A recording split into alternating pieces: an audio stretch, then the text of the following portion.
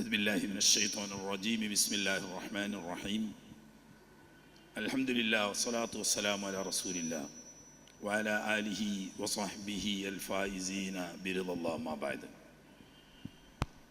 إن أريد إلا الإصلاح ما استطعت وما توفيقي إلا بالله عليه توكلت وإليه أنيب ما شاء الله كان وما لم يشأ لم يكن ولا حول ولا قوة إلا بالله العلي العظيم.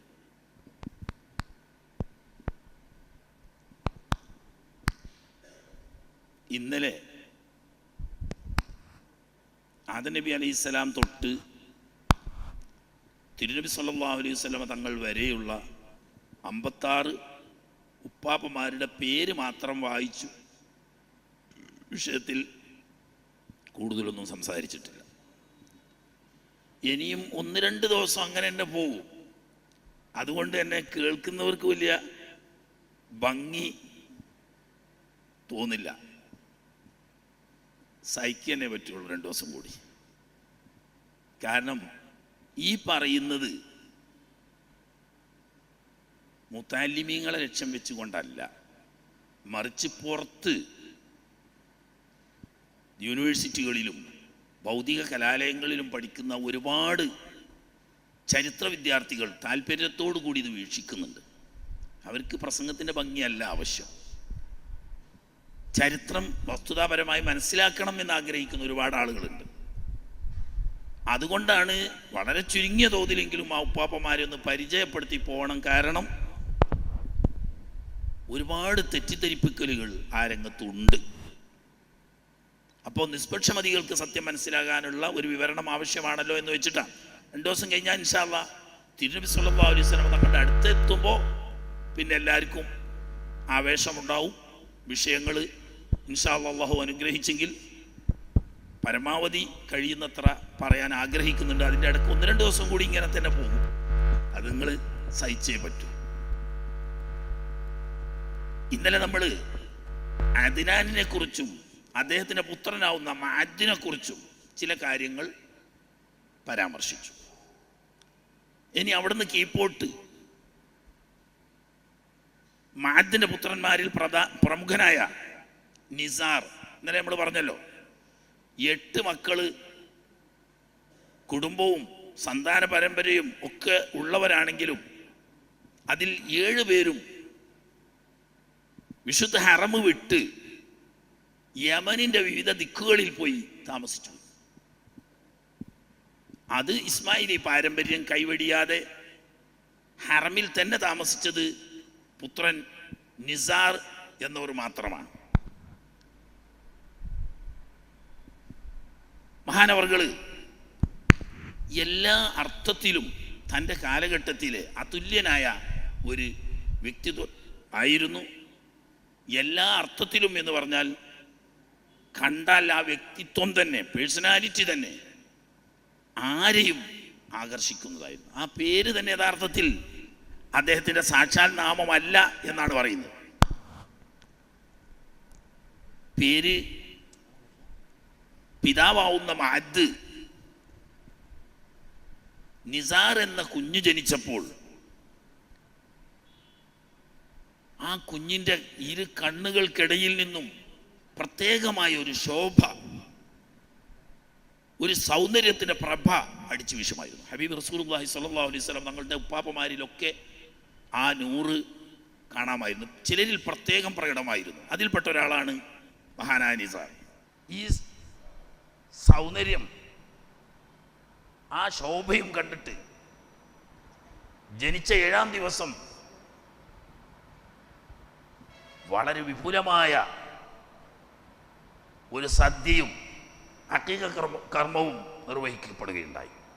ധാരാളം ഒട്ടകങ്ങളെ അറുത്തു, ഒരുപാട് വിഭവങ്ങൾ തയ്യാറാക്കി, നാട്ടുകാരെ മുഴുവനും വിളിച്ച് വലിയ സദ്യ കൊടുത്തിട്ട് പിതാവ് പറയുകയുണ്ടായി, കുല്ലു ദാലിക നസ്റുൻ ഫീ ഹഖ് ഇബ്നി, എൻ്റെ ഈ മകനെ സംബന്ധിച്ച് ഇത്ര വിപുലമായ സദ്യ നടക്കുന്നുണ്ടെങ്കിലും അത് വളരെ തുച്ഛവും നിസ്സാരവുമാണ്.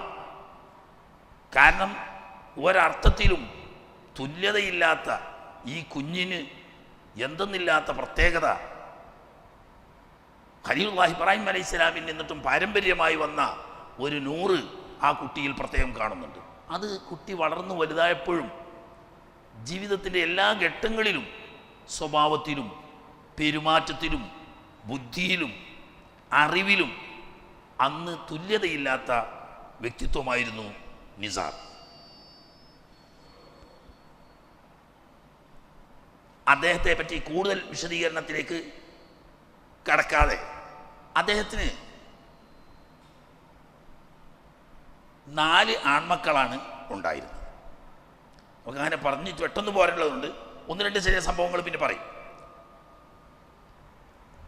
മുദർ എന്ന ഒരു പുത്രൻ, ഉപ്പാപ്പമാരുടെ പാരമ്പര്യത്തിൽ വരുന്ന ആൾ.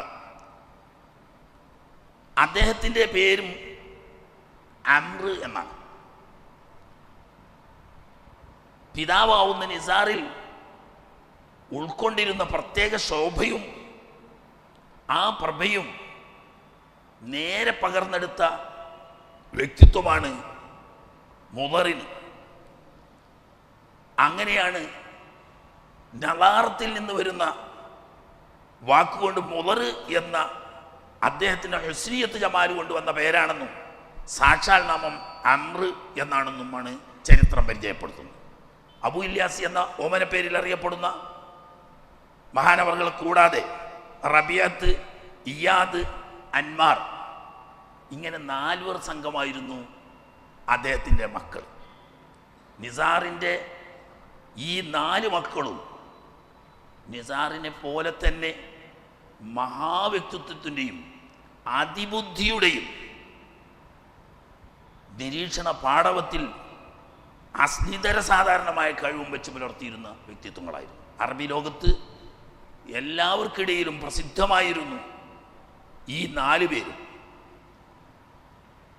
വലിയ സമ്പന്നനും ധാരാളം വ്യത്യസ്തങ്ങളായ സമ്പത്ത് നിറഞ്ഞ ഒരു വ്യക്തിത്വമായിരുന്നു നിസാർ. താൻ മരണമാസന്നമായ സമയത്ത് തൻ്റെ 4 മക്കളെയും അടുത്ത് വിളിച്ച് വസിയത്തുകളൊക്കെ പറഞ്ഞു. അന്നൊന്നും ഇബ്രാഹിം ഈ പാരമ്പര്യത്തിന് യാതൊരു മാറ്റവും അക്കാലത്ത് വന്നിട്ടില്ല. മില്ലത്ത് ഇബ്രാഹിം മഹാനായ ഇസ്മായിൽ അലൈഹി ഇസ്ലാമിലൂടെ യാതൊരു തിരുത്തലും മാറ്റവും വരാതെ നിലനിൽക്കുന്ന കാലമാണ്. അതുകൊണ്ട് തന്നെ അവരൊക്കെ മുഅ്മിനുകളും സത്യവിശ്വാസികളും ഇബ്രാഹിമി മില്ലത്തിൽ ജീവിക്കുന്ന മഹാന്മാരുമാണ്. ഈ പാരമ്പര്യത്തിൻ്റെ താവഴി കൈവടിയാതെ ഈ മില്ലത്തിൽ തന്നെ തുടർന്ന് ജീവിക്കാനും നമ്മുടെ പിതാക്കന്മാരിൽ നിന്നിട്ട് വന്ന് ലഭിച്ച ഈ തൗഹീദിൻ്റെ മാർഗത്തിൽ ഉറച്ചു നിൽക്കാനും വസിയത്ത് ചെയ്തതിൻ്റെ പുറമെ മഹാനവർകൾ മക്കളെ വിളിച്ചിട്ട് പറഞ്ഞു, താൻ ഇരിക്കുന്ന ഒരു ചുവന്ന ഒരു തമ്പുണ്ട്. എന്നിട്ട് പറഞ്ഞു, ഈ ചുവന്ന കുബ്ബയും അതുപോലുള്ളതുമൊക്കെ മുദറെടുത്തണം. സ്വത്തിൻ്റെ കൂട്ടത്തിൽ ധാരാളം സമ്പത്തുണ്ട്. ഈ കുബ്ബ പോലത്തെ ഈ ചുവന്നതും അതിന് സമാനമായതുമൊക്കെ മുദറെടുക്കണം. തൊട്ടപ്പുറത്ത് കറുത്ത ഒരു ടെൻ്റുണ്ട്. അത് കാണിച്ചിട്ട് പറഞ്ഞു, ഈ കറുത്ത ടെൻറ്റും അതിനോട് സാമ്യമായതുമൊക്കെ റബിയത്ത് എടുത്തുകൊള്ളണം. പിന്നെ ഒരു പരിചാരകനുണ്ടായിരുന്നു, അല്പം നിര ബാധിച്ച് വാർദ്ധക്യത്തിലെത്തിയ ഒരു പരിചാരകൻ. ഈ പരിചാരകൻ അതുപോലെയുള്ള ഈ നരയോട് സാമ്യമുള്ള സ്വത്തുക്കൾ ഇയാദ് വീതിച്ചെടുത്തുകൊള്ളണം. 4-മത്തെ അൻമാർ ഒരു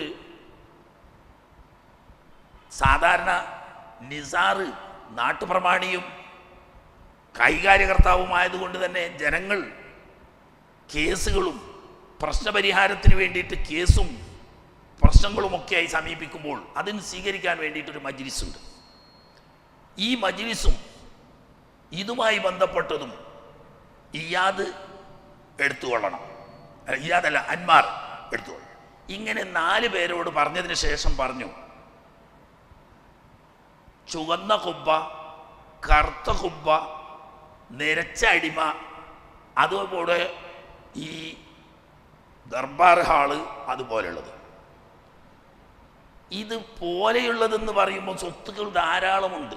ഏതാണ് പോലെയുള്ളത് എന്ന് നിങ്ങൾ തീരുമാനിക്കാൻ പ്രയാസപ്പെടുകയാണെങ്കിൽ നജ്റാനിൽ ചക്രവർത്തിയായിട്ടുള്ള അഫ് അൽ ജുർഹുമി എന്ന പേരിൽ അറിയപ്പെടുന്ന ഒരു ചക്രവർത്തിയുണ്ട്. അദ്ദേഹം മഹാപണ്ഡിതനും കുശാഗ്രബുദ്ധിയുടെ ഉടമയുമാണ്. അദ്ദേഹത്തെ സമീപിച്ച് നിങ്ങൾ പ്രശ്നപരിഹാരം തേടണം എന്ന് വസിയത്ത് പറഞ്ഞ് മഹാനായ നിസാർ ഇഹലോകവാസം വെടിഞ്ഞു. അവർക്ക് വലിയ മഹാന്മാരാണ്. അങ്ങനെ മക്കൾ 4 ഒന്നൊന്നിന് മേലെയാണ് ചിന്തയിലും ബുദ്ധിയിലും. അതുകൊണ്ട് തന്നെ 4 ശക്തികൾ തമ്മിൽ ഒറ്റുമുട്ടുമ്പോൾ സ്വാഭാവികമായും ഭിന്ന അഭിപ്രായങ്ങൾ ഉണ്ടാവും. അങ്ങനെ 4 പേരും എങ്ങനെയൊക്കെ ഏതൊക്കെ വീതിച്ചെടുക്കണം എന്ന വിഷയത്തിൽ തർക്കമായി. അപ്പോൾ വാപ്പ നേരത്തെ വസിയത്ത് പറഞ്ഞിട്ടുണ്ട്, തീരുമാനിക്കാൻ നിങ്ങൾക്ക് പ്രയാസം നേരിടുകയാണെങ്കിൽ നജ്റാൻ വരെ പോയിട്ട് അവിടുത്തെ രാജാവാവുന്ന അഫ്അയോട് പറഞ്ഞാൽ അദ്ദേഹം തീരുമാനം തരും.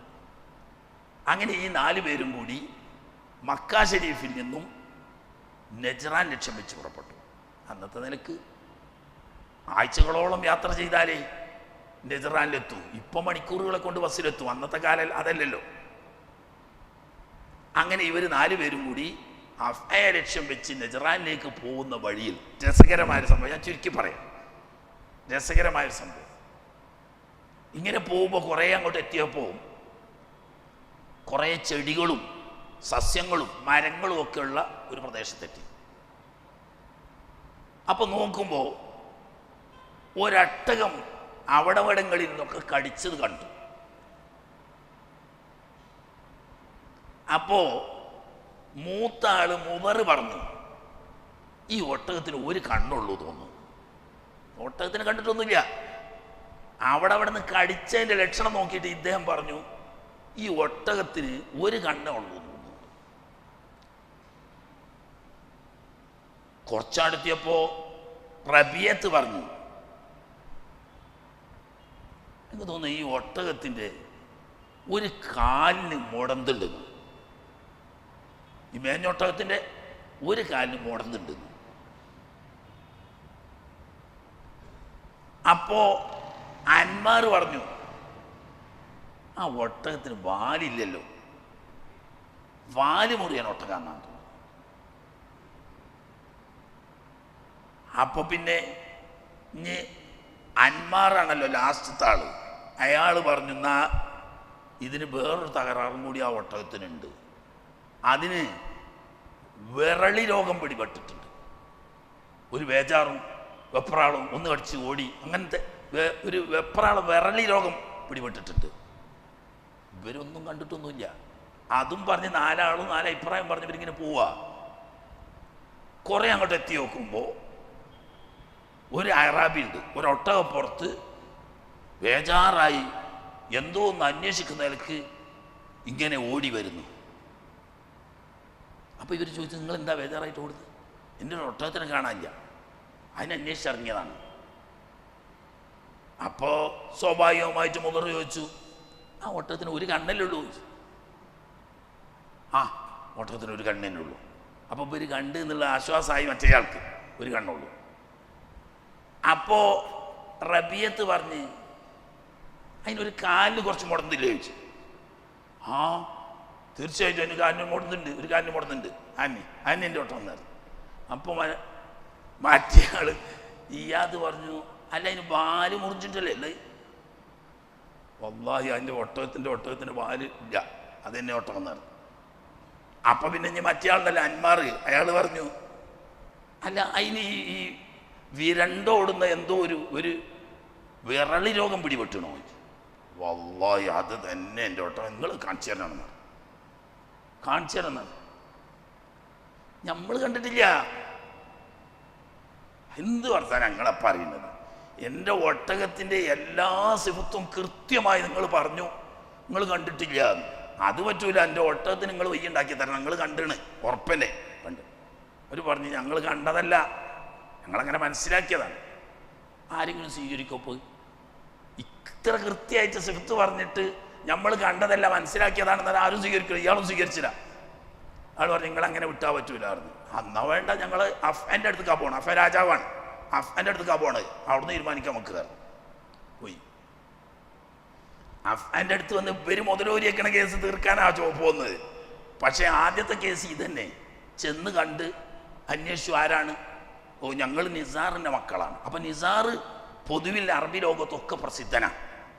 ഓ നിസാറിന്റെ മക്കളാണെന്ന് പറഞ്ഞപ്പോൾ ബഹുമാനപൂർവ്വം രാജാവ് സ്വീകരിച്ചു. ഈ അറാബി കൂടിയുണ്ട്. അറാബി പറഞ്ഞു ഇവരെ പറ്റി എനിക്കൊരു കേസ് ഉണ്ട്. എന്താ കേസ് വെച്ച്? എൻ്റെ ഒരു ഒട്ടകം കണ്ടാല്ല. ഈ ഒട്ടകത്തിൻ്റെ എല്ലാ ഗുണങ്ങളും കൃത്യമായിട്ട് അവർ പറയുന്നുണ്ട്. എന്നിട്ട് അവർ കണ്ടിട്ടില്ല എന്ന് പറയുന്നത്. എനിക്ക് പോലെ ആ ഒട്ടകം കിട്ടണം, അതിന് വന്നതാണ്. അപ്പൊ രാജാവ് ചോദിച്ചു നിങ്ങളെങ്ങനെ അഭിപ്രായം പറഞ്ഞു ചോദിച്ചു. കണ്ടിട്ടില്ല നിങ്ങൾ പറയുന്നു, പക്ഷെ നിങ്ങൾ കളവറിയില്ലാന്ന് എനിക്കും തോന്നുന്നുണ്ട്. പക്ഷേ നിങ്ങൾ ഇങ്ങനെ കൃത്യമായിട്ട് പറയുമ്പോൾ അതിന് എന്തെങ്കിലും കാരണം വേണ്ടേ? അപ്പോ മുതർ പറഞ്ഞു ഞാൻ ഒരു കണ്ണുള്ളൂ എന്ന് മനസ്സിലാക്കാൻ കാരണം ഇത് ഒരു ഭാഗത്തു നിന്ന് മാത്രമേ കടിച്ചിട്ടുള്ളൂ, മറ്റേ ഭാഗത്ത് കടിക്കുന്നില്ല. അപ്പൊ നോക്കുമ്പോൾ ഇത് മേഞ്ഞോടത്തൊക്കെ കുറ്റിയായാലും ചെടിയായാലും ഒക്കെ ഒരു ഭാഗത്തു നിന്ന് മാത്രമേ കടിക്കുന്നുള്ളൂ. അതിൽ നിന്ന് ഞാൻ അനുമാനിച്ചതാണ് ഈ ഒട്ടകത്തിന് ഒരു കണ്ണേ ഉള്ളൂ എന്ന്. മറ്റേ ആൾ നിങ്ങളോ? ഞാൻ മനസ്സിലാക്കിയത് ഇത് ചവിട്ടുമ്പോൾ 3 കാലിൻ്റെ അടയാളം മണലിൽ പതിഞ്ഞ് കാണാനുണ്ട്, ഒന്നിങ്ങനെ കീഴുന്നിട്ടാ കാണുന്നത്. അപ്പം മനസ്സിലായി ഈ ഒരു കൈക്ക് അല്ലെങ്കിൽ ഒരു കാലിന് ഇതിന് തകരാറുണ്ട്. അതുകൊണ്ട് ആ 3 അടി മാത്രമേ തെളിഞ്ഞു കാണുന്നു, ഒന്നും കാണുന്നില്ല. അല്ലാതെ ഞാൻ ഒട്ടകത്തിനെ കണ്ട ലക്ഷം നോക്കിയിട്ട് പറഞ്ഞാണ്. അപ്പം മറ്റേ ആളോട് ചോദിച്ചു നിങ്ങളെങ്ങനെ മനസ്സിലാക്കി ചോദിച്ചു. ആള് പറഞ്ഞ് സാധാരണ വാലുള്ള ഒട്ടകം കാഷ്ടിക്കുകയാണെങ്കിൽ ഈ വാലുമ്പ് കൂടെ തട്ടിയിട്ട് വാല് പൊക്കൂല. അത് കാഷ്ടിക്കുമ്പോൾ വാല് പൊക്കാതെ കാഷ്ടിക്കുക.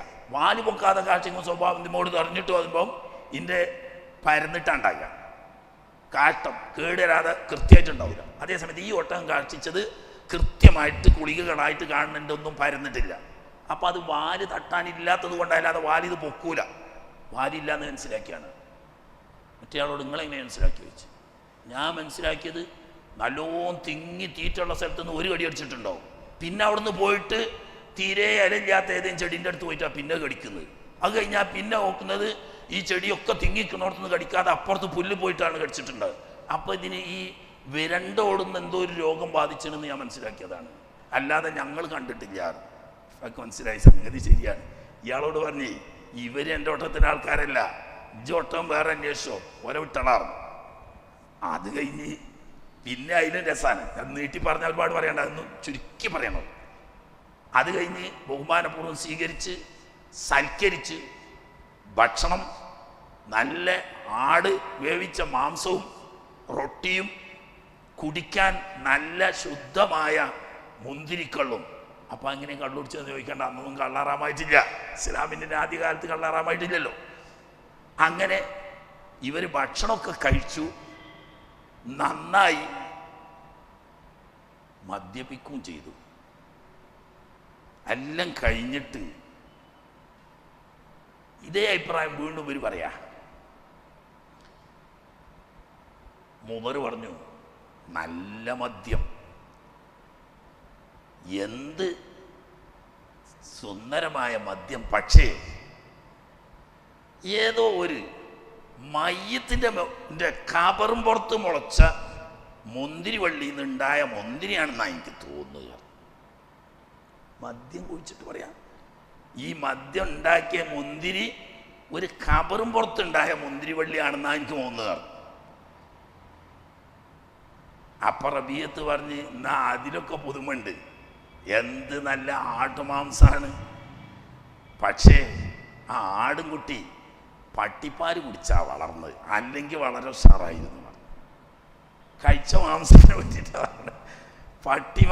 പാല് കുടിച്ചിട്ടാണ് ഈ ആട് വളർന്നത്, അല്ലെങ്കിൽ ഉഷാർ തന്നെയാണ്. അല്ലാ. അപ്പൊ മറ്റേ 3-ാമത്തെ ആൾ അതിന്റെ അപ്പുറം പറഞ്ഞു. റബിയത്ത് പിന്നെ ഇയാദ് പറഞ്ഞ് നല്ല യോഗ്യനായ മനുഷ്യൻ. അഫ്ആൻ എന്ന് പറഞ്ഞ ചക്രവർത്തി നല്ല യോഗ്യനായ മനുഷ്യൻ, എല്ലാ നിലക്കും രാജകീയമായ സ്വഭാവമുണ്ട്. പക്ഷേ അറിയപ്പെട്ട ആ പിതാവിൻ്റെ പുത്രനല്ല, ജാരസന്തതിയാണ്. അല്ലെങ്കിൽ യോഗ്യൻ തന്നെയായിരുന്നു. നാട് ഭരിക്കുന്ന രാജാവിനെ പറ്റിയാ പറയുന്നത്. അപ്പൊ പിന്നെ ലാസ്റ്റ് അന്മാറിന് എന്തെങ്കിലും പറയണ്ടേ? അയാള് പറഞ്ഞത് നമ്മള് ഈ നിലക്ക് നിരീക്ഷണം നടത്തി ആളെ വിലയിരുത്തിയെങ്കിലും നമ്മുടെ പ്രശ്നം സന്തോഷകരമായി പരിഹരിക്കാൻ കഴിയുന്ന ആതിഥേയനാണ് നമ്മുടെ ചക്രവർത്തി എന്നെനിക്ക് ബോധ്യപ്പെട്ടിട്ടുണ്ട്. നിങ്ങൾ പറഞ്ഞൊക്കെ ശരിയാണ്. പക്ഷെ എങ്കിൽ പോലും നമ്മുടെ പ്രശ്നം രമ്യമായി പരിഹരിച്ച് പ്രശ്നത്തിന് വേണ്ട തീരുമാനം തരാൻ നല്ല ഒരു സന്ദർഭമാണ് നമുക്ക് ഒത്തുകിട്ടിയിരിക്കുന്നത്. ഇതുകൂടി അറിഞ്ഞപ്പോൾ രാജാവിന് ആകെ പിടുത്തം വിട്ടല്ലോ. നല്ല സൽക്കാരത്തിന് കൊടുത്ത മാംസം ഇത്രയും മോശപ്പെട്ടതാണെന്നും കുടിക്കാൻ കൊടുത്ത മദ്യം കബറും പുറത്ത് മുളച്ചുണ്ടായ മുന്തിരിവള്ളിയിൽ നിന്നുണ്ടായതാണെന്നൊക്കെ പറഞ്ഞതിലൊക്കെ പുറമെയാണ് നാട് ഭരിക്കുന്ന ചക്രവർത്തി ജാരസന്തതിയാണ്, രാജകുമാരനല്ല യഥാർത്ഥത്തിൽ. ഇയാളിത് കണ്ട് കേട്ടിട്ട് പടച്ചോനെ, ഇത് മനുഷ്യന്മാര് തന്നെ അല്ലേ? വല്ല ജിന്ന് വർഗത്തിൽപ്പെട്ട കൂട്ടരാണോ? ഇങ്ങനെ ഉണ്ടോ മനുഷ്യന്മാര്? ഏതായാലും അയാൾ യോഗ്യനാണ്. ആള് പെട്ടെന്ന്, പ്രത്യേകിച്ച് നിസാറിന്റെ മക്കളും അല്ലേ, പെട്ടെന്ന് നടപടിയെടുക്കാതെ ഇയാൾ നേരെ മാതാവിൻ്റെ അടുത്ത് കയറിച്ചു. മാതാവ് ജീവിച്ചിരിപ്പുണ്ടപ്പോൾ മാതാവിൻ്റെ അടുത്ത് ചെന്നിട്ട്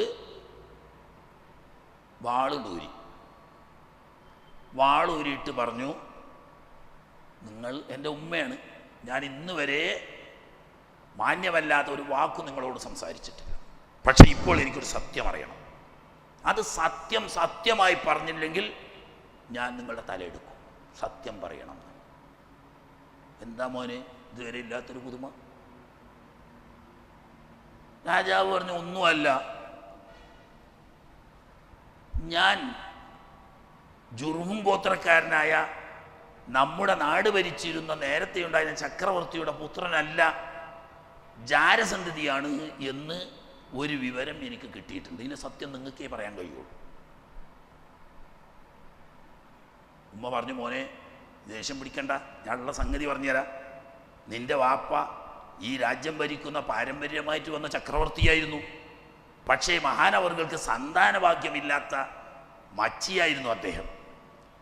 അദ്ദേഹത്തിൽ നിന്നിട്ടൊരു സന്താന സൗഭാഗ്യം ഉണ്ടാവില്ല എന്ന് എനിക്ക് ബോധ്യപ്പെട്ടപ്പോൾ, ഈ കുടുംബത്തിൽ നിന്നും രാജഭരണം നഷ്ടപ്പെട്ടു പോകുമെന്ന് ഭയപ്പെട്ടപ്പോൾ, നമ്മുടെ വീട്ടിൽ വന്ന ഒരു അതിഥിയുമായി ഒരു രാത്രി ഞാൻ കിടക്ക പങ്കിടുകയും ആ അതിഥിയിൽ നിന്നിട്ട് ഗർഭം ധരിച്ച കുട്ടിയാണ്.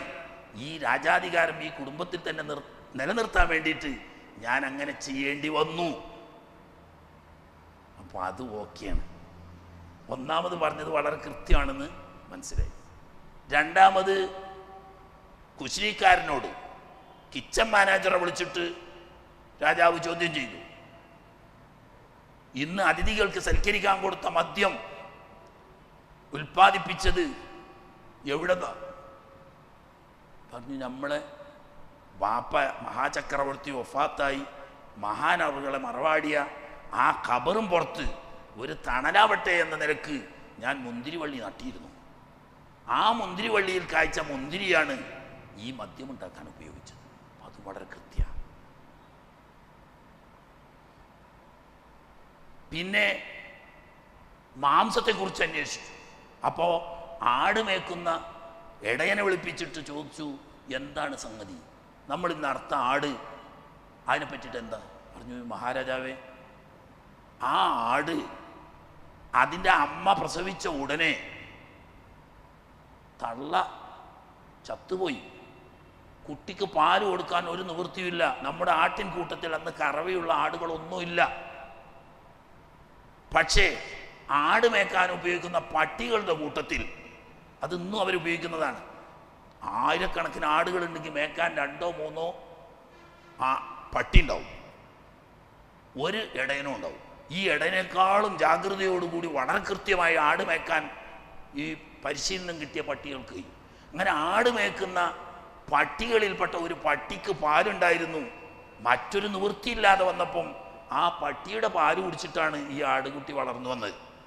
നല്ല മേനിയും കൊഴുപ്പുമുള്ള ആടുകുട്ടി ആയതുകൊണ്ട് അതിഥികൾക്ക് വേണ്ടി അറക്കാന്നല്ല, അതാണല്ലോ എന്ന് വെച്ച് അർത്ഥതാണ്. അതും വളരെ കൃത്യമായി. പിന്നെ മറ്റേ ചോദ്യം ചെയ്യേണ്ട ആവശ്യമില്ലല്ലോ. ഇപ്പൊ പറഞ്ഞതൊക്കെ റെഡി. ഇവരെന്താ വല്ല ജിന്നാറ്റിയ അതല്ല മലായിക്കത്തോ എന്താ ഇങ്ങനെ പറയുന്നത്? ഒന്ന് ചോദ്യം ചെയ്തു. മദ്യത്തെ പറ്റി നിങ്ങൾ എങ്ങനെ മനസ്സിലാക്കി? മദ്യത്തെ പറ്റി മനസ്സിലാക്കിയത്, ഞാൻ മദ്യം കഴിച്ചപ്പോൾ ഇന്ന് വരെ അനുഭവപ്പെടാത്ത അസഹ്യമായ ദാഹം സാധാരണ എൻ്റെ ജീവിതത്തിൽ അനുഭവപ്പെടാത്തൊരവസ്ഥയാണ്. അതിൽ നിന്നിട്ട് ഞാൻ അനുമാനിച്ചതാണ് ഈ മദ്യം ഒരു ഖബറും പുറത്തുണ്ടായ മുന്തിരിയിൽ നിന്നിട്ട് ഉൽപ്പാദിപ്പിക്കപ്പെട്ടതാണ്. പിന്നെ മറ്റയാളോട് ചോദിച്ചു, ഈ ആട്ടുമാംസം, ഈ ആട് പട്ടിപ്പാല് കുടിച്ചിട്ടാണ് വളർന്നത് നിങ്ങളെങ്ങനെ മനസ്സിലാക്കി? സാധാരണ മാംസത്തിൻ്റെ കൊഴുപ്പ് ആടിൻ്റെതാണെങ്കിൽ മാംസത്തിൻ്റെ മുകളിൽ കൊഴുപ്പും അടിയിൽ മാംസവും ഉണ്ടാകുക. പട്ടിയുടേത് നേരെ മറിച്ചുണ്ടാകുക, കൊഴുപ്പടിയിലും മാംസം മുകളിലും ഉണ്ടാകുക. ഇത് അങ്ങനെ കണ്ടപ്പോഴാണത് പട്ടിപ്പാല് കുടിച്ച് വളർന്ന ആടിൻ്റെ മാംസമാണെന്ന് ഞാൻ മനസ്സിലാക്കിയത്. പിന്നെ ഞാൻ ജാരസന്ധതിയാണെന്ന് മനസ്സിലാക്കി. അങ്ങനെങ്ങൾ നമ്മൾ പ്രത്യേകം പേടിക്കേണ്ട ഒരു പ്രശ്ന. ഒരു മാന്യനാണ്, യഥാർത്ഥ ബാപ്പക്ക് പറഞ്ഞ ഒരാളാണെങ്കിൽ മാന്യ അതിഥികളെ സൽക്കരിക്കുമ്പോൾ അവരുടെ കൂടെ സദ്യക്ക് ഇരിക്കും. ഇത് അതിഥികൾക്ക് സദ്യ കൊടുത്ത് ആതിഥേയൻ വേറെ പോയി ഒറ്റക്ക് കഴിച്ച് കൂടെ ഇരുന്നില്ല, തറവാടിയല്ല എന്ന് മനസ്സിലാക്കാൻ വേറെ എവിടെയും പോണ്ടാന്ന്. വല്ലാത്തൊരു ചൂണ്ടുവലകയാണത് കേട്ടോ. നമ്മളും സൂക്ഷിക്കുന്നത് നന്ന്. മാന്യ അതിഥികളെ വിളിച്ചു വരുത്തി നിങ്ങൾ കഴിച്ചോളി ഞങ്ങൾ പിന്നെ ഇരുന്നോളാന്ന് പറഞ്ഞാൽ എന്തോ ഒരു കുറവ് അയാളുടെ ജന്മത്തിനുണ്ടോ എന്ന് ചിന്തിച്ചെങ്കിൽ എന്നോട് നിങ്ങൾ ദേഷ്യം പിടിക്കണ്ട. അതല്ല വിഷയം. അപ്പൊ ഇങ്ങനെയുള്ള മഹാബുദ്ധിമാന്മാരായതുകൊണ്ട് രാജാവ് പറഞ്ഞു, മക്കളെ, ഇത്രയും വലിയ കുശാഗ്ര ബുദ്ധിയും നിരീക്ഷണ പാഠവും നിങ്ങൾക്കുണ്ടെങ്കിൽ പിന്നെ നിങ്ങളെ സ്വത്ത് ഓരിവെക്കേണ്ട കാര്യത്തിൽ ഈ സാധു ഞാൻ മെനക്കെടേണ്ട ആവശ്യമില്ലല്ലോ, നിങ്ങൾക്ക് എന്നെ തീരുമാനിച്ചാൽ മതിയല്ലോ. അങ്ങനെയല്ല, ഞങ്ങളിത് സംസാരിക്കാവുമ്പം കാര്യം തീരുമാനിച്ചു തരാൻ നിങ്ങളോടാണ് വസിയത്തായിട്ട് ഞങ്ങളുടെ വാപ്പ ഏൽപ്പിച്ചത്, അതുകൊണ്ട് തീരുമാനിച്ചു തരണം. അങ്ങനെ മുതറിന് സാധാരണ ഒട്ടകങ്ങൾ അധികവും ചുമപ്പ് കളറിൽ ഉള്ളതാണ്. അതുപോലെ തന്നെ സ്വർണ്ണ നാണയം, അതിനും ഒരു മഞ്ഞ കളർന്ന ചുവപ്പുണ്ടല്ലോ. ഇങ്ങനെ സ്വർണ്ണ നാണയങ്ങളും ഒട്ടകങ്ങളുമൊക്കെ മുതറിന് വരട്ടെ എന്ന് അഫ്ആ രാജാവ് തീരുമാനിച്ചു. അന്ന് മുതൽ വന്ന പേരാണ് മുദറുൽ ഹംറാ എന്നാണ് പറയുന്നത്. മുദറുൽ ഹംറാ എന്ന പേരിൽ അദ്ദേഹം അറിയപ്പെടാൻ കാരണം അതാണ്. അതേസമയത്ത് റബിയത്തിന് കറുത്ത തമ്പും അതിനോട് സമാനമായതെന്ന് പറഞ്ഞാൽ കുതിരകൾ അധികവും കറുപ്പ് കലർന്നതോ ആയതുകൊണ്ട് കുതിര അതുപോലെയുള്ള കറുത്ത മറ്റു വസ്തുക്കളും റബിയത്തിന് വിധിച്ചു. അന്ന് മുതൽ റബിയത്തിൻ്റെ പേര് റബിയത്തുൽ ഖൈൽ എന്ന പേരിലാണ് കുടുംബ ചരിത്രത്തിൽ അറിയപ്പെടുന്നത്. അതിലേക്കാണ് കടക്കേണ്ട ആവശ്യം നമുക്കില്ല. മുദറുൽ ഹംറ ആണ് നമ്മുടെ വിഷയം. മറ്റേയാൾക്ക് ഇയാദ് ഷംതാ എന്ന് പറയും. അദ്ദേഹത്തിന് അൻമാറിന് ഈ ദർബാർ ഹാളും ഭൂമിയും അയാൾക്ക് കൊടുത്തു. ഇയാദിന് ഷംതാ ആയതുകൊണ്ട് നിരച്ച വെളുപ്പ് കലർന്ന വസ്തുക്കളാവുന്ന സമ്പത്തുകളൊക്കെ കൊടുത്തു ഞാൻ ചുരുക്കാം. ഇങ്ങനെ ഇവർ 3 പേരുടെയും ചരിത്രം തൽക്കാലം നമുക്ക് വിട്ടേച്ച് ഇനി മുതറിലേക്ക് കടക്കുക. ഒരുപാട് പറയാണ്ട്, വിഷയങ്ങൾ നീട്ടിപ്പരത്തി പറഞ്ഞാൽ ഒരുപാട് പറയാണ്ട്, നമുക്ക് സമയം ഇതിലും ചുരുക്കിയിട്ട് വേഗം പറഞ്ഞു പോകാൻ. മുതർ അദ്ദേഹം ആ പേര് പോലെ തന്നെ പ്രത്യേക സൗന്ദര്യത്തിൻ്റെയും വ്യക്തിത്വത്തിൻ്റെയും ഉടമയായതോടുകൂടി തന്നെ വലിയ പണ്ഡിതനും ചിന്തകനും നാട്ടിലെ ദീനീ കാര്യങ്ങളിലും പൊതുകാര്യങ്ങളിലും നേതൃസ്ഥാനം വഹിച്ചിരുന്ന എല്ലാവരാലും ആദരിക്കപ്പെട്ട മഹാനായ ഒരു വ്യക്തിത്വത്തിൻ്റെ ഉടമയായ മഹാനായിരുന്നു മുദർ. തിരുനബി തങ്ങളെ ഓരോന്ന് പറയേണ്ട ആവശ്യമില്ല, ഞങ്ങൾ ഇന്നലെ പറഞ്ഞല്ലോ. ആദം നബി അലൈഹി ഇസ്ലാം തൊട്ട് ഇങ്ങോട്ട് അബ്ദുൽ മുത്തലിബ് വരെയുള്ള ഉപ്പാപ്പന്മാരെ ചരിത്രം പരിശോധിച്ചാൽ അവരുടെ കാലത്ത് അവരുടെ പ്രദേശത്ത് ഇവരെക്കാൾ മേലെയുള്ള നേതൃസ്ഥാനത്തിലും സൽഗുണ സമ്പന്നതയിലും വ്യക്തിത്വത്തിലും അവരെ വെല്ലുന്ന ഒരു ശക്തി അക്കാലത്ത് എവിടെയും ഉണ്ടായിട്ടില്ല. അത് തിരുനബി സല്ലല്ലാഹു അലൈഹി വസല്ലം തങ്ങളുടെ നൂറ് വഹിക്കുന്ന പ്രത്യേക മഹത്വമാണ്. ആ കൂട്ടത്തിൽപ്പെട്ട മുദർ അദ്ദേഹം വലിയ പണ്ഡിതനും തത്വചിന്തകനുമായിരുന്നു. അതോടുകൂടി കാണാൻ അതിസുന്ദരനായതോടുകൂടി തന്നെ നല്ല അത്യാകർഷകമായ ശബ്ദത്തിൻ്റെ ഉടമയുമായിരുന്നു. ഒട്ടകത്തിന് പാട്ടുപാടി ഒട്ടകത്തെ നയിക്കുന്ന സമ്പ്രദായം ആദ്യമായി തുടങ്ങി വെച്ചത് മുദറാണ്. സംഗതി അങ്ങനെ തുടങ്ങാൻ കാരണം രസകരമായ സംഭവമാണ്. ഒരിക്കൽ നല്ല ചുറുചുറുക്കുള്ള യുവാവായ സമയത്ത് ഇദ്ദേഹം ഒരു ഒട്ടകപ്പുറത്ത് യാത്ര ചെയ്യുന്നതിനിടയിൽ അബദ്ധവശാൽ ഒട്ടകപ്പുറത്ത് താഴെ വീണ് കൈ എല്ല് പൊട്ടി. കൈ എല്ല് പൊട്ടി വേദന സഹിക്കാൻ വയ്യാതായപ്പം വായതാ വായതാ വായതാ ആവർത്തിച്ച് കരയ. ചുറ്റും മേയുന്ന അവിടെ ഉള്ള ഒരുപാട് ഒട്ടകങ്ങളുണ്ട്. നല്ല സുന്ദരമായ ഈണത്തിലുള്ള ഈ ശബ്ദം കേട്ടപ്പം ഒട്ടകങ്ങളെല്ലാം ഓടി അടുത്ത് വന്നു. അതിന് ഇയാൾ മനസ്സിലാക്കി, ഈ ശബ്ദത്തിന് ഈ ഒട്ടകത്തിനെ ആകർഷിക്കുന്ന എന്തോ ഒരു പ്രത്യേകത ഉണ്ട്. അങ്ങനെ കൈവയ്ക്ക് മാറി സുഖമായതിനു ശേഷം പിന്നെ അദ്ദേഹം ചിട്ടപ്പെടുത്തിയെടുത്തതാണ് പിതാക്കന്മാരുടെ മഹിമയും പാരമ്പര്യവും മഹത്വവും പറഞ്ഞുകൊണ്ട് നല്ല അറബി കവിതയുണ്ടാക്കി. നല്ല ശബ്ദത്തിൽ ഈണത്തിൽ പാടിയാൽ ഒട്ടകം എത്ര ഭാരം വഹിച്ച് യാത്ര ചെയ്ത് ക്ഷീണിച്ചാലും തടിമറന്ന് മുന്നോട്ട് നടക്കും. അത് മൃഗങ്ങൾക്കൊക്കെ ഉണ്ട് പൊതുവേ എന്നാണ് മനസ്സിലാക്കേണ്ടത്. നമ്മളവിടെ തന്നെ ഊർച്ചൻ്റെ സമയത്ത് ഇപ്പം അതൊക്കെ കുറഞ്ഞ് ഊർച്ചൻ്റെ സമയത്ത് കുറേ 10, 15, 20 ജോഡി മൂരികളെ പൂട്ടുന്ന സമയത്തുണ്ട്. ഉച്ച തിരിഞ്ഞാൽ പിന്നെ പൂട്ടിക്കാർക്കൊരു കൂക്കൽ. ഈ കൂക്കൽ ഒരാൾ തുടങ്ങി വെക്കുമ്പോൾ ബാക്കിയുള്ളവൾ ഇങ്ങനെ തുടർന്ന് 10-30 ആൾ ഈണത്തിൽ ഇങ്ങനെ കൂക്കുമ്പോൾ ആ രാഗത്തിൽ ക്ഷീണം മറന്ന് ഈ മൂരികൾ വേഗത്തിൽ ഊർച്ചമരം വലിച്ച് നടക്കുന്നത് നമ്മൾക്കൊക്കെ ചെറുപ്പത്തിൽ കണ്ടതാണ്. ഇപ്പോൾ കുറവാണ്, ഇപ്പോൾ ഒക്കെ ട്രാക്ടർ കിട്ടിയിട്ടാണല്ലോ ഊർച്ച. അപ്പം എന്ത് മനസ്സിലാക്കിയെന്ന് വെച്ചാൽ ഈ നല്ല ശബ്ദത്തിലുള്ള രാഗം മൃഗങ്ങളെ സ്വാധീനിക്കും എന്നല്ല, ഇപ്പം എടുത്തു പോയതാണ്. പണ്ട് കാലത്ത് നടിലിൻ്റെ സമയത്ത് ഞാറ് നടുമ്പോഴേ പഴയ കാരണന്മാർക്കൊക്കെ അറിയാം, ഞാറ് നടിലിൻ്റെ അന്ന് ഈ കണിക്കുകൾ പാട്ടുപാടും. എന്താ പാടുന്നത് എന്തൊന്നുമില്ല, എന്തെങ്കിലും തൊള്ളയിൽ വന്നൊക്കെ പാടുകയാണ് കാരണം. പക്ഷേ കുറേ സ്ത്രീകൾ ഒന്നിച്ചൊരു ഈണത്തിൽ ഇങ്ങനെ പാടുമ്പോൾ അതിന് അവർക്ക് എന്തെങ്കിലും വെറ്റില മുറുക്കാനോ എന്തെങ്കിലും ഒരു അതിയ കൊടുക്കും. അത് കൊടുത്താൽ പിന്നെ അവർ നന്നായി പാടും. ഒന്ന് ഈ പാടുന്ന ഒരു പണി നന്നായി എടുക്കും എന്നത് മാത്രമല്ല, സസ്യങ്ങളെ അത് സ്വാധീനിക്കും. ഈ നെല്ലിൻ്റെ വളർച്ചയെ ഈ പാട്ട് സ്വാധീനിക്കും. അതൊന്ന് ആധുനിക ശാസ്ത്രം തെളിയിച്ചു കഴിഞ്ഞതാണ്. കാർഷിക സർവകലാശാലയിൽ ചെന്നാൽ കാണാം 100, 150, 200 ഏക്കർ സ്ഥലങ്ങൾ ഒന്നായിട്ട് തെങ്ങും തോപ്പ്.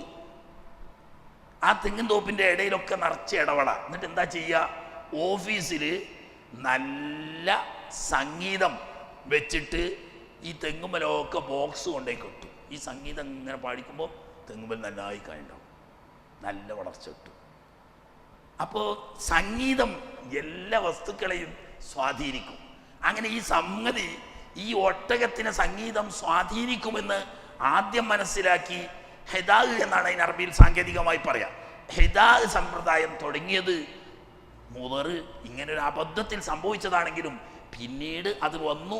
ഹബീബ് റസൂലുള്ളാഹി സ്വല്ലല്ലാഹു അലൈഹി വസല്ലം തങ്ങളുടെ യാത്രയിൽ വരെ ബഹുമാനപ്പെട്ട സഹാബത്ത് യുദ്ധയാത്രകളിലൊക്കെ ഹിദാഹ് പാടാറുണ്ടായിരുന്നു. അംർ റളിയല്ലാഹു തആല അൻഹു പാട്ടുപാടി കൊണ്ട് യുദ്ധത്തിലേക്ക് പോകുന്ന വഴിയിൽ പാട്ടുപാടി നയിച്ചപ്പോൾ ആരാണത് എന്ന് ചോദിച്ചു. അംർ ഇബ്നുൽ അക്വഅാണ് പാടുന്നത്. റഹിമഹുല്ലാഹ് എന്ന് നബി സല്ലല്ലാഹു അലൈഹി വസല്ലം, പ്രസിദ്ധമായ സംഭവമാണ്, ബുഖാരിയിലൊക്കെ പറഞ്ഞു റഹിമഹുല്ലാഹ്. ഉടനെ ഉമറുൽ ഫാറൂഖ് റളിയല്ലാഹു തആല അല്ല മത്തഅതനാ ബിഹി യാ റസൂലല്ലാഹ്, വല്ലാത്തൊരു ദുആയിപ്പോയല്ലോ നബിയെ. എന്താ ഇത്തരം ഒരു സന്ദർഭത്തിൽ നബി സല്ലല്ലാഹു അലൈഹി വസല്ലം തങ്ങൾ റഹിമഹുല്ലാഹ് എന്ന് പ്രാർത്ഥിച്ചാൽ ഈ യാത്ര കഴിഞ്ഞ് അദ്ദേഹം ഇനി ദുനിയാവിൽ തിരിച്ചു വരൂല, മരണപ്പെടും എന്നതിൻ്റെ ലക്ഷണമാണ്, ഷഹീദാവും എന്നതിൻ്റെ ലക്ഷണമാണ്. അതുകൊണ്ടാണ് ഉമർ റളിയല്ലാഹു അൻഹു പറഞ്ഞു ഹല്ല മത്തഅതനാ ബിഹി യാ റസൂലല്ലാഹ്. റഹിമഹുല്ലാഹ് എന്ന് പറഞ്ഞ സ്ഥാനത്ത് ഗഫറല്ലാഹു ലഹു എന്നോ ബാറക്കല്ലാഹു ലഹു എന്നൊക്കെ ദുആ ചെയ്തൊക്കെയാണെങ്കിൽ പ്രശ്നമില്ലേനി. റഹിമഹുല്ലാഹ് എന്ന് പറഞ്ഞപ്പോൾ അദ്ദേഹം ഈ യാത്രയിൽ അവസാനിക്കുമെന്ന്. അങ്ങനെയാണല്ലോ തബൂക്കിൽ വെച്ചിട്ട്, തബൂക്കിലല്ല ഹൈബറിൽ വെച്ചിട്ട് ആമിർ ഇബ്നുൽ അക്വഅ റളിയല്ലാഹു തആല യുദ്ധത്തിൽ സ്വന്തം വാള് അല്പം നീട്ടം കുറവുള്ളതായിരുന്നു, ശത്രുവിനെ ആഞ്ഞു വെട്ടി അവൻ ഒഴിഞ്ഞു മാറിയപ്പോൾ ആ വാളിൻ്റെ തലപ്പ് സ്വന്തം കാൽമുട്ടിൽ വന്ന് വെത്തുകയും അതിൽ മഹാനവകൾ ഷഹീദാവുകയാണ് ചെയ്തത്. അഞ്ചഷ എന്ന് പറയുന്ന ഒരു അതിസുന്ദരമായ ശബ്ദമുള്ള ഒരു കവി ഹജ്ജിന് പോകുന്ന സമയത്ത് ഹിദാഹ് പാടി. അപ്പോൾ ഉമ്മഹാത്തുൽ മോമിനീങ്ങളൊക്കെ ഒട്ടകം പുറത്തിട്ട്, ഒട്ടകത്തിന് നല്ല ശബ്ദത്തിൽ ഈ ഹിദാഹ് പാടിയാൽ പിന്നെ പിടുത്തം വിട്ട പോക്ക് പോകും. ഉടനെ സല്ലല്ലാഹു അലൈഹി വസല്ലം തങ്ങൾ പറഞ്ഞു റുവൈദക യാ അഞ്ചഷ റുവൈദക ബിൽ ഖവാരീർ. സ്ത്രീകളല്ലേ ആ ഒട്ടകപ്പുറത്തിരിക്കുന്നത്, ഇജ്ജ് ഇങ്ങനെ പാട്ട് പാടിയാൽ അവറ്റങ്ങൾ ബാക്കിയുണ്ടാവൂല. ഉമ്മഹാത്തുൽ മോമിനീങ്ങൾ ഉൾക്കൊള്ളുന്ന സ്ത്രീകളെ സംബന്ധിച്ചാണ് ഇവിടെ ഖവാരീർ എന്ന് പറഞ്ഞത്. എന്ന് പറഞ്ഞാൽ ഇത് പിടുത്തം വിട്ടു ഓടുമ്പോൾ വീണുപോകാനും അല്ലാതെ തന്നെ ഇരുത്തത്തിൽ തന്നെ അവർക്ക് ക്ഷീണം സംഭവിക്കാനും സാധ്യതയുണ്ട്. അപ്പം നബി സല്ലല്ലാഹു അലൈഹി വസല്ലം നമ്മളെ സഹാബത്ത് വരെ നടത്തിയിരുന്നു. ഇതിൻ്റെ തുടക്കം ഞാൻ അങ്ങനെ പറഞ്ഞു നീണ്ടുപോയതാണ്, മുദറിൽ നിന്നിട്ടാണ് തുടങ്ങിയത്. ഞാൻ എവിടെയോ എത്തണമെന്ന് കരുതിയതായിരുന്നു, സമയം അങ്ങനെയോ. അതെ, അദ്ദേഹത്തിൻ്റെ ഹിക്മത്തുകൾ പലതും കാണാനുണ്ടാവും. അതിൽപ്പെട്ട ഒറ്റൊന്ന് ഞാൻ പറയാം.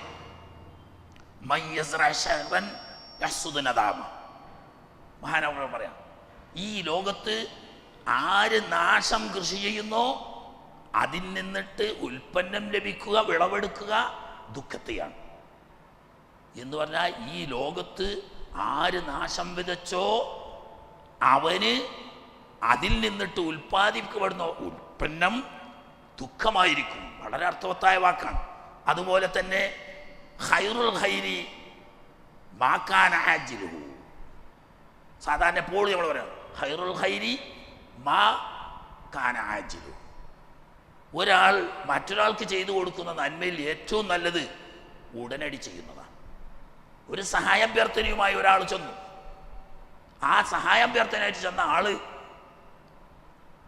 നിങ്ങൾ ഒരു മാസം കഴിഞ്ഞിട്ട് വരി, നമുക്ക് കാര്യമായിട്ട് എന്തെങ്കിലും ചെയ്യാം എന്ന് പറയുന്നതും ഇപ്പോൾ ഉള്ളതിൽ നിന്നിട്ട് 500 1000 എടുത്തു കൊടുക്കുന്നതുമായിട്ട് നിങ്ങളൊരു മാസം കഴിഞ്ഞിട്ട് വരി, അപ്പം വേണ്ടതുപോലെ ചെയ്യാം എന്ന് പറയുന്നതിനെക്കാട്ടിൽ ഹൈറ് കുറച്ചെങ്കിലും കുറച്ച് ആദ്യഘട്ടത്തിൽ സന്ദർഭത്തിൽ ചെയ്യണം. കാരണം എന്താ, ഈ ചോദിക്കാൻ വന്ന ആള് അയാളുമായി ബന്ധപ്പെട്ട വിഷയത്തിൽ അനിവാര്യമായൊരു ഘട്ടത്തിലാണ് വന്നത്.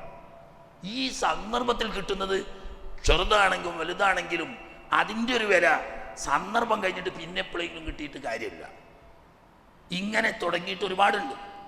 ഫഅമലു അൻഫുസക്കും അലാ മക്റൂഹിഹ ഫീമാ അസ്ലഹക്കും വസ്രിഫു അൻ നവാഹ ഫീമാ അഫ്സദഹ ഫലൈസ ബൈന സ്വലാഹി വൽ ഫസാദി ഇല്ലാ ഫവാഖ് എന്നിങ്ങനെ പറഞ്ഞിട്ട് കുറേ ഭാഗം നിർത്തട്ടെ. ഏതായാലും അദ്ദേഹം സത്യവിശ്വാസികളിൽപ്പെട്ട മഹാനായിരുന്നു. 5 പേരിലുണ്ടെന്നായിട്ട് ഇവരൊക്കെ ഇബ്രാഹിമി മില്ലത്തിൽ തൗഹീദിൽ അടിയുറച്ചു നിന്ന് ഇസ്മായിലി മില്ലത്തനുസരിച്ച് ജീവിച്ചു പോന്ന മഹാന്മാരായിരുന്നു. അദ്ദേഹത്തിന് 2 മക്കളാണ് മുദറിനുണ്ടായിരുന്നത്. ഒന്ന് നമ്മളെ തിരുനബി സല്ലല്ലാഹു അലൈഹി വസല്ലം തങ്ങളുടെ പാരമ്പര്യത്തിൽ വരുന്ന ഇല്യാസും, മറ്റൊന്ന് അന്നാസ് എന്ന് പറഞ്ഞിട്ട് നീന് ശബ്ദുണ്ട് എന്നാ പറയുന്നത്. അന്നാസ് അദ്ദേഹത്തിന് കൈസൈലാൻ എന്ന പേരിൽ അറിയപ്പെടും. അത് ഈ അന്നാസ് തന്നെയാണോ അല്ല അന്നാസിന്റെ പുത്രനാണോ എന്ന് ചരിത്രകാരന്മാർക്ക് 2 അഭിപ്രായമുണ്ടെങ്കിലും മുദറിനെ സംബന്ധിച്ച്, അതുപോലെ തന്നെ അവരുടെ ഉപ്പാപ്പമാരെ സംബന്ധിച്ച്, അവരുടെ മക്കളിൽപ്പെട്ട ചിലരെ സംബന്ധിച്ചൊക്കെ സഹിഹായ പ്രസിദ്ധമായ ഹദീസുകളിൽ അവർ മുഅ്മിനുകളാണെന്നും ഇബ്രാഹിം മില്ലത്തിൽ ജീവിച്ചവരാണെന്നും അവരെ ആക്ഷേപിക്കരുതെന്നും പറഞ്ഞുകൊണ്ട് നബി സല്ലല്ലാഹു അലൈഹി വസല്ലം തങ്ങളുടെ ഹദീസുകളുണ്ട്. 1-2 സാമ്പിളിന് മാത്രം വായിക്കാം. ഇബ്നു ഹബീബിൻ ബിസനദിൻ ജയ്യിദിൻ അൻ ഇബ്നു അബ്ബാസ് റളിയല്ലാഹു തആല അൻഹു ഖാല മാത ഉദദുൻ, അദ്നാനിന്റെ ഉപ്പ ഉദദ്, വ അദ്നാൻ വ മഅദ്ദുൻ വ റബീഅത്തു വ മുദറു വ ഖൈസൈലാൻ വ തൈമുൻ വ അസദുൻ വ ലബ്ബ വ ഹുസൈമ അലൽ ഇസ്ലാം അലാ മില്ലത്തി ഇബ്രാഹിം. ഈ പറയുന്ന ഉദദ്, അദ്നാന്, മഅദ്, പിന്നെ അവരുടെ കുടുംബത്തിൽപ്പെട്ട റബീഅത്ത്, മുദർ, ഖൈസ്, തൈമ്, അസദ്, ലബ്ബത്ത്, പാപ്പമാരിൽപ്പെട്ട ഹുസൈമ, ഇവരൊക്കെ ഇബ്രാഹിമി മില്ലത്തനുസരിച്ച് ജീവിച്ചവരായിരുന്നു. അതുപോലെ തന്നെ സഈദ് ഇബ്നു മുസയ്യിബ് റളിയല്ലാഹു അൻഹു, ഇബ്നു അബ്ബാസിൽ നിന്നാണ്. സഈദ് ഇബ്നു മുസയ്യിബ് റളിയല്ലാഹു തആല അൻഹു നിന്നിട്ടും ഇബ്നു ഹബീബ് റിവായത്ത് ചെയ്യുന്നു, ഇന്ന റസൂലുള്ളാഹി സ്വല്ലല്ലാഹു അലൈഹി വസല്ലം ഖാല ലാ തസുബ്ബു മുദറ ഫഇന്നഹു കാന അലാ മില്ലത്തി ഇബ്രാഹിം. ഫത്ഹുൽ ബാരിയിൽ ഈ ഹദീസ് ഉദ്ധരിച്ചിട്ടുണ്ട്. മുദറിനെ ആക്ഷേപിക്കാൻ പാടില്ല, അദ്ദേഹം ഇബ്രാഹിമി മില്ലത്തനുസരിച്ച് ജീവിച്ച മുഅ്മിനീങ്ങളിൽപ്പെട്ട ആളായിരുന്നു. ഇനി ഹസൻ ബസ്രി റളിയല്ലാഹു തആല അൻഹു ഉദ്ധരിക്കുന്ന മറ്റൊരു ഹദീസിൽ കാണാം മുർസലായിട്ട് ഇതേ രീതിയിൽ തന്നെ. അതുപോലെ തന്നെ വേറൊരു ഹദീസിലുണ്ട് ലാ തസുബ്ബു റബീഅത വ മുദറ ഫഇന്നഹുമാ കാനാ മുഅ്മിനീൻ. അതും തന്നെ ഫത്ഹുൽ ബാരിയിൽ കാണാം. ആട്ടെ, 1-2 ഇത് വേഗം വായിച്ചു തീർക്കാം. പിന്നീട് മുദറിന്റെ മക്കളിൽപ്പെട്ട ഇല്യാസ് എന്ന വാക്കിന്റെ അർത്ഥം തന്നെ ആരാലും പരാജയപ്പെടുത്താൻ പറ്റാത്ത അതുല്യനായ ധീരൻ എന്ന്. അശ്ശുജാഉല്ലദീ ലാ യഫിറു, ഏത് പ്രതിസന്ധി ഘട്ടത്തിലും പിന്മാറാതെ ധീരനായി മുന്നേറുന്ന ധീരനായ ആള് എന്നാണ് ആ വാക്കിന് തന്നെ അർത്ഥം. യഥാർത്ഥ പേര് ഹബീബ് എന്നാണ്. അതെ, അദ്ദേഹവും തന്നെ വലിയ ഇൽമിൻ്റെ ഉടമയായിരുന്നു. തന്നെയുമല്ല, യൂനാനിക്കാരിൽ ബഹുമാനപ്പെട്ട ലുഖ്മാനുൽ ഹക്കീമിനെ പോലെ അറബി ലോകത്ത് അറിയപ്പെട്ട തത്വചിന്തകനായിരുന്നു ഇല്യാസ്. വലിയ പണ്ഡിതനും തത്വചിന്തകനുമായതുകൊണ്ട് തന്നെ വിവിധ അറബി ഗോത്രങ്ങളിൽ നിന്നുള്ള പ്രതിനിധി സംഘങ്ങൾ ഇല്യാസിനെ സമീപിക്കുകയും ഉപദേശം തേടുകയും ചെയ്യുക സാധാരണ പതിവായിരുന്നു. തന്നെയുമല്ല, അറബികൾ അദ്ദേഹത്തെ അങ്ങേയറ്റത്തെ ആദരവോടുകൂടിയും ബഹുമാനപൂർവവും കാണുമായിരുന്നു. മാത്രവുമല്ല, മഹാനവറുകൾ തൻ്റെ കാലത്തുള്ള ബനൂ ഇസ്മായിലിൽപ്പെട്ട അറബികൾ തെറ്റായ ചില നടപടികളും നീക്കങ്ങളും ശിർക്കും കുഫ്റും ഒന്നും വന്നിട്ടില്ല. എന്നാൽ പോലും ബഹുമാനപ്പെട്ട ഇസ്മായിൽ നബി അലൈഹി സ്വലാമിന്റെ ശരീഅത്തിൽ നിന്ന് വ്യതിചലിച്ച് ചില തെറ്റായ നീക്കങ്ങളും നടപടികളും കണ്ടപ്പോൾ അതിനെതിരെ ശക്തിയായി ശബ്ദിക്കുകയും തൻ്റെ അധികാരവും സ്വാധീനവും അറിവും വ്യക്തിത്വവും ഉപയോഗിച്ച് ബനൂ ഇസ്മായിലിൽപ്പെട്ട വഴിതെറ്റിപ്പോയ ജീവിതത്തിൽ വ്യതിയാനങ്ങൾ സംഭവിച്ചവരെ യഥാർത്ഥ ദീനിലേക്ക് തിരിച്ചു കൊണ്ടുവന്ന് ദീനിന് നേതൃത്വം കൊടുക്കുകയും കൂടെ ചെയ്ത വലിയ മഹാനായിരുന്നു. ചുരുക്കട്ടെ, അദ്ദേഹത്തിൻ്റെ വാക്കിന് വലിയ സ്വാധീനമാണ്. വായി കൊണ്ടൊന്ന് പറഞ്ഞാൽ ആ പറഞ്ഞതുപോലെ പുനരുമായത് 1-2 സംഭവം കാണാം. അദ്ദേഹത്തിൻ്റെ മക്കളാണ്. ഒന്ന്, നമ്മളെ ഉപ്പാപ്പമാരിൽ കൂട്ടത്തിലുണ്ടെന്ന മുദ്രിക്കത്തിൻ്റെ പേര് അമ്ര, ആമിർ, ഉമൈർ, ഇങ്ങനെ 3 പേര്. അമ്ര, ആമിർ, ഉമൈർ, ഇങ്ങനെ 3 മക്കൾ. ഈ അമ്രാണ് മുദ്രിക്കത്ത്. അത് പിന്നീട് അദ്ദേഹത്തിൻ്റെ ഒരു വാക്കുകൊണ്ടുവന്ന ഈ പേര് വരാൻ കാരണം, ഒരു ദിവസം മഹാനായ ഇല്യാസ് എന്നവരും മക്കളാവുന്ന അമ്രും ആമിറും ഉമൈറും ഭാര്യ ലൈലയും കൂടി യാത്ര പോവാം. ഒട്ടകപ്പുറത്താണ് യാത്ര. ഒട്ടകം വലിയൊരു ജീവിയാണെങ്കിൽ ഒരു സാധു ജീവിയാണ്. അങ്ങനെ ഒരു കാട്ടുമുയൽ പെട്ടെന്ന് ഇതിന് മുന്നിലേക്ക് ചാടി, ഒട്ടകത്തിന് മുന്നിലേക്ക്. മുയൽ എന്ന് പറഞ്ഞാൽ അത്രയല്ലേ ഉള്ളൂ, പറഞ്ഞിട്ട് തരില്ല. ഒട്ടകം വരുന്നുണ്ട്. വിരണ്ടോടി ഇവരെല്ലാം പിടുത്തം കിട്ടാതെ ഓടി. ഇവരാണെങ്കിൽ യാത്രാമധ്യേ വിശ്രമിക്കാൻ ഇറങ്ങിയോർത്തുനിന്നാണ്. ഇനി യാത്ര ചെയ്യണമെങ്കിൽ ഒട്ടകമില്ലാതെ ഓർത്തില്ല. അതിൽ രണ്ടും കൽപ്പിച്ച് വരുന്നിടത്ത് വരട്ടെ എന്ന നിലക്ക് അമ്ര എന്താക്കി, ഒട്ടകത്തെ പിന്തുടർന്നു. ഓടിച്ചിട്ട് വിരണ്ടോന്ന് ഒട്ടകത്തെ പിടിച്ച് കൊണ്ടുവന്ന് കെട്ടി. അദ്രക്ത ഫാന്ത മുദ്രിക്ക, നമ്മളെ നഷ്ടപ്പെട്ടെന്ന് പേടിച്ച ഒട്ടകത്തെ നീ എത്തിച്ചല്ലോ, അതുകൊണ്ട് ഇജ്ജ് മുദ്രിക്കത്താണ്. ജ്യേഷ്ഠൻ ഒട്ടകത്തെ പിടിക്കാൻ ഓടിയപ്പം ഈ ഒട്ടകം വിരളാൻ കാരണം എന്താണ്? ഒട്ടകം വിരളാൻ കാരണം ഈ മൊയല് ചാടിയതാണല്ലോ. അങ്ങനെ ആമിർ എന്താക്കി, മൊയലിന്റെ ബേക്ക് കൂടി പാഞ്ഞ് മൊയല് മാളത്തിലൊളിച്ച് അതിന്ന് പിടിച്ച് കൊണ്ടുവന്നിട്ട് ഇതിനെ അർത്ഥെന്താക്കി വേവിച്ചു. തബഖ്തഹു ഫഅന്ത താബിഖ. അങ്ങനെ ആമിർ എന്തായി കഴിഞ്ഞു.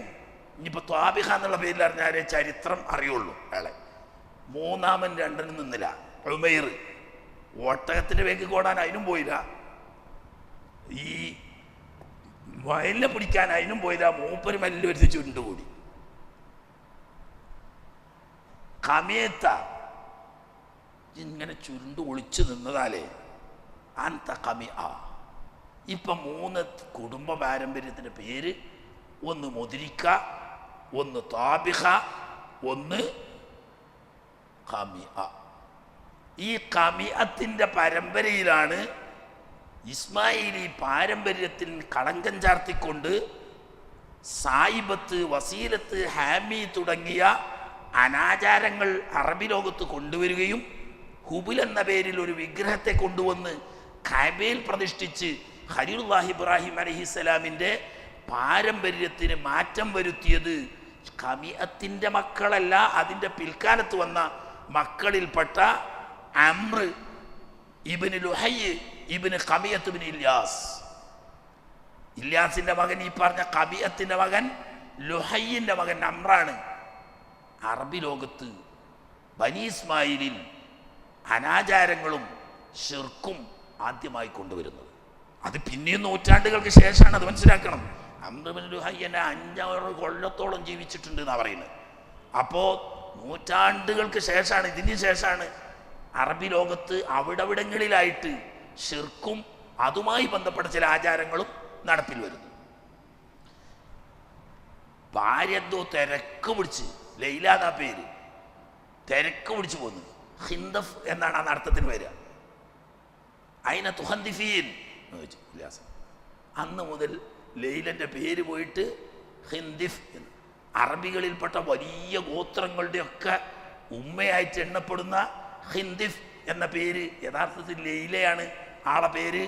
അതാണ് പറഞ്ഞത്, ഈ ബഹുമാനപ്പെട്ട ഇല്യാസിൻ്റെ നാവുകൊണ്ടൊരു വാക്ക് പറഞ്ഞാൽ അത് പിന്നെ മാറിപ്പോകാത്ത നിലക്ക് നിലനിൽക്കുമായിരുന്നു. അങ്ങനെയാണ് മഹാനായ ഉപ്പാപ്പക്ക് മുദ്രിക്കത്ത് എന്ന പേര് വന്നത്. യഥാർത്ഥത്തിൽ ആളെ പേര് അംർ എന്നാണ്. ആട്ടെ, ഇനി ഈ മുദ്രിക്കത്തിൻ്റെ മക്കളിൽപ്പെട്ട മഹാനാണ് ഹുസൈമ. ചുരുക്കാണ് സമയം. ഈ ഹുസൈമത്ത് വകാന മുത്താൻ മജ്മുഅൻ ലിമകാരിമിൽ അഖ്ലാഖ്. ഹുസൈമ എല്ലാ സർവ സൽഗുണ സമ്പന്നനായ, ജനങ്ങളെല്ലാവരും ആദരിക്കുകയും അനുസരിക്കുകയും ചെയ്യുന്ന ഹറം പ്രദേശത്തെ ചോദ്യം ചെയ്യപ്പെടാത്ത നേതാവായിരുന്നു. അതോടുകൂടി വലിയ ധർമ്മിഷ്ഠനും പാവങ്ങളെയും കഷ്ടപ്പെടുന്നവരെയും സ്വന്തം മക്കളെ പോലെ കരുതി അവർക്ക് വേണ്ട സഹായ സഹകരണങ്ങളും അവർക്ക് വേണ്ട ദാനധർമ്മങ്ങളും കയ്യഴിച്ച് ചെയ്യുന്ന സൽഗുണ സമ്പന്നനായിരുന്നു. അദ്ദേഹത്തെ പറ്റി ഇബ്നു അബ്ബാസ് റളിയല്ലാഹു അൻഹു റിവായത്ത് ഹദീസിൽ കാണാം, മാത ഹുസൈമത്തു അലാ മില്ലത്തി ഇബ്രാഹിം അലൈഹിസ്സലാം. മഹാനായ ഇബ്രാഹിം നബി അലൈഹിസ്സലാത്തു വസ്സലാമിൻ്റെ മില്ലത്തിലാണ് മഹാനായ ഇമാം ഹുസൈമ റളിയല്ലാഹു തആല അൻഹു വഫാത്തായത്. അദ്ദേഹത്തിന് 4 മക്കൾ. ചുരുക്കട്ടെ, ഒന്ന് നബി തങ്ങളുടെ ഉപ്പാപ്പമാരിൽപ്പെട്ട കിനാന, 2 അസദ്, 3 അസദ, പെണ്ണല്ല ആണാണെന്ന് പ്രത്യേകം പറഞ്ഞ അസദ. അതുപോലെ തന്നെ 4-മത്തേത് അബ്ദുള്ള. ഈ 4 മക്കൾ അവർക്കൊന്നും ഇറക്കണില്ല. ബഹുമാനപ്പെട്ട കിനാനത്തിനെ അബുന്നദർ എന്ന പേരിൽ അറിയപ്പെടും. കിനാനത്തിനെ പറ്റി കുറച്ച് നല്ലോണം പറയാനുണ്ട്, പക്ഷെ ഇനി ചുരുക്കി പറയാഞ്ഞാൽ നമ്മളെ വിഷയങ്ങൾ എവിടെ എത്തൂല. ഇൻഷാ അല്ലാഹ് കിനാനത്ത് മുതൽക്ക് ഇങ്ങോട്ട് നാളെ ഒന്നുകൂടി സ്പീഡ് കൂട്ടിയിട്ട് വേഗം പറഞ്ഞ് 2 ദിവസം കൊണ്ട് ഇത് തീർത്തിട്ട്, നമ്മൾ എത്ര ദിവസം പറഞ്ഞാലും തീരാത്ത നമ്മൾ അറിയേണ്ട ഏടുകളിൽ മറിഞ്ഞു കിടക്കുന്ന ഹബീബ് സല്ലല്ലാഹു അലൈഹി വസല്ലം തങ്ങളെ ചെറുതായൊന്ന് അനാവരണം ചെയ്യണമെങ്കിൽ ദിവസങ്ങൾ തന്നെ വേണം. അതിന് നമുക്ക് പരിമിതമായ സൗകര്യമേ ഇവിടെ ഉള്ളൂ. തിരക്കാണ്, വൈസനീയത്തിൻ്റെ തൊട്ട് മുമ്പിലാണ്. പുറമേ നിന്നുള്ള ശ്രോതാക്കളെ എല്ലാവരെയും പ്രത്യേകം ഓർമ്മപ്പെടുത്തുകയാണ്. ഇന്ത്യയുടെ ചരിത്രത്തിൽ, മുസ്ലിം ചരിത്രത്തിൽ പുതിയൊരു നാഴികക്കല്ല് കുറിക്കുന്ന, അഹ്ലുസുന്നത്ത് വൽ ജമാഅത്തിന്റെ ഇസ്സത്ത് ഉയർത്തിപ്പിടിക്കുന്ന വൈസനീയം അതിവിടെ വിളിപ്പാടകലെത്തി നിൽക്കുകയാണ്. എല്ലാവരുടെയും എല്ലാ നിലക്കുള്ള സഹകരണങ്ങളും സഹായവും പിന്തുണയും ബഹുമാനപ്പെട്ട സയ്യിദന ഉസ്താദ് അവറുകളും മഅദിൻ കമ്മിറ്റിയും അതിൽ പഠിക്കുന്നയും പഠിപ്പിക്കുന്നയും മുതാലിമീങ്ങളും വിദ്യാർത്ഥികളും അധ്യാപകന്മാരും ലോകത്തുള്ള എല്ലാ സഹൃദയരോടും സഹകരണവും സഹായവും പിന്തുണയും അഭ്യർത്ഥിക്കുകയാണ്. ഒഴിവ് പോലെ കഴിയുന്നതും 12-ന് നിർത്തും. വളരെ അത്യാവശ്യപ്പെട്ട, കൂടാതെ കഴിയാത്ത ഒരുപാട് ഭാഗങ്ങൾ പലപ്പോഴും നമ്മൾ പ്രസംഗം കേൾക്കുമ്പോൾ 1 മണിക്കൂർത്തെ അല്ലെങ്കിൽ 1.5 മണിക്കൂർത്തെ ഒരു പ്രസംഗത്തിൽ എന്തെങ്കിലും ഒരു ഭാഗം പരാമർശിച്ച് പോകുകയല്ലാതെ ഹബീബ് സല്ലല്ലാഹു അലൈഹി വസല്ലം നമ്മുടെ വ്യക്തിത്വം അനാവരണം ചെയ്യപ്പെടുന്നില്ല. അതുകൊണ്ട് തന്നെ നമുക്ക് നബി തങ്ങളെ അറിയുന്നില്ല. അതിന് ദിവസങ്ങൾ വേണം. അത് പ്രത്യേക പാർട്ടുകളായി തിരിച്ച് ഓരോ ഭാഗങ്ങൾ പ്രത്യേകം വിവരിക്കുമ്പോഴേ അവിടെയൊക്കെ നബി സല്ലല്ലാഹു അലൈഹി വസല്ലം തങ്ങളുടെ മഹത്വവും വ്യക്തിത്വവും മാതൃകയും നമുക്ക് മനസ്സിലാക്കാൻ കഴിയുള്ളൂ. സൗകര്യം പോലെ ഈ ആമുഖങ്ങളും പിതാക്കന്മാരെ സംബന്ധിച്ചുള്ള വിവരണവും കുറക്കണതിൻ്റെ കാരണം അതാണ്. അതും പറയേണ്ടത് തന്നെയാണ്. നമുക്കിപ്പോൾ ഇതിലൊരു പുതുമ മനസ്സിലാണില്ല. പക്ഷേ ഈ ഉപ്പാപ്പമാരെ പറ്റി, പ്രത്യേകിച്ച് മാതാവ് പിതാവിനെ പറ്റി, ആ പാരമ്പര്യത്തെ പറ്റിയൊക്കെ വിവരമില്ലാത്ത ചില സാധുക്കൾ പറഞ്ഞുണ്ടാക്കുന്ന അധിക്ഷേപങ്ങളും വിമർശനങ്ങളും കുറ്റപ്പെടുത്തലും കേട്ടൊരാൾക്ക് ഇങ്ങനെയൊന്നും പറഞ്ഞാൽ പോരാ, വിസ്തരിച്ച് വിശദമായി തന്നെ പറയണം എന്ന് പറയും. പക്ഷേ നമുക്ക് സമയമില്ലല്ലോ. എന്നാലും നമുക്ക് മനസ്സിലാക്കാം, ഈ പറഞ്ഞപ്പെട്ട കൂട്ടത്തിൽപ്പെട്ട ഒരാളെങ്കിലും തൗഹീദിൽ നിന്ന് വ്യതിചലിച്ചവരോ ഇബ്രാഹിം മില്ലത്തിനെ കൈവിട്ടവരോ അല്ല. പിൽക്കാലത്ത് കുറച്ചു കാലം തിരുനബി സല്ലല്ലാഹു അലൈഹി വസല്ലം തങ്ങളുടെ ജനനത്തിൻ്റെ ഒരു 500 കൊല്ലത്തിൻ്റെ ഇടവേള, ഈ ഇടവേളയിലാണ് അറബി ലോകത്ത് ഈ കുഫ്രിയത്തും ജാഹിലിയത്തും വ്യാപകമായതും തൗഹീദ് താരതമ്യേനെ അപ്രത്യക്ഷമായത്. എന്നാൽ പാടെ ഇല്ലാതെയായിട്ടില്ല. അത് ഇബ്രാഹിം മില്ലത്തിൽ വരില്ല. കാരണം ഖുർആൻ അക്കാര്യം ആലോചിച്ച് ഒരു ദിവസം നമുക്ക് കാര്യമായി തന്നെ പറയാൻ തന്നെ ഉണ്ട്. അവിടെ പറയുന്നുണ്ട് എന്ന് അല്ലാഹു തആല ഖുർആനിൽ തന്നെ പറഞ്ഞിട്ടുണ്ട്. ഇബ്രാഹിം നബി അലൈഹി ഇസ്ലാമിൻ്റെയും ഇസ്മായിൽ അലൈഹി ഇസ്ലാമിൻ്റെയും സന്താന പരമ്പരകളിൽ അല്ലാഹു തആല തൗഹീദിന്റെ കലിമത്ത് ലോക അവസാനം വരെ നിലനിർത്തിയിരിക്കുന്നു എന്ന് അല്ലാഹു തആല പറയുന്നു. അതുകൊണ്ട് തന്നെ ഇസ്മായിലി പാരമ്പര്യത്തിൽ സമ്പൂർണമായി ഷിർക്ക് ഒരിക്കലും വന്നിട്ടില്ല. പക്ഷേ ഷിർക്കിന് ആധിപത്യം വന്നു. തൗഹീദ് നിഷ്പ്രഭമായി ഒറ്റപ്പെട്ട വ്യക്തിത്വങ്ങളിൽ ഒതുങ്ങി നിന്നു. അത് സത്യമാണ്. എന്നാലും ഈ ഉപ്പാപ്പമാരുടെ പാരമ്പര്യം വിശുദ്ധമായ പുണ്യവാളന്മാരുടെ മഹത്തുക്കളുടെ പാരമ്പര്യമാണെന്ന് ഹബീബ് റസൂലുള്ളാഹി സ്വല്ലല്ലാഹു അലൈഹി വസല്ലം തങ്ങൾ തന്നെ പറഞ്ഞിട്ടുണ്ട്. അപ്പോൾ അല്പം നീണ്ടുപോകുന്നതിൽ വിഷമം കരുതരുത്.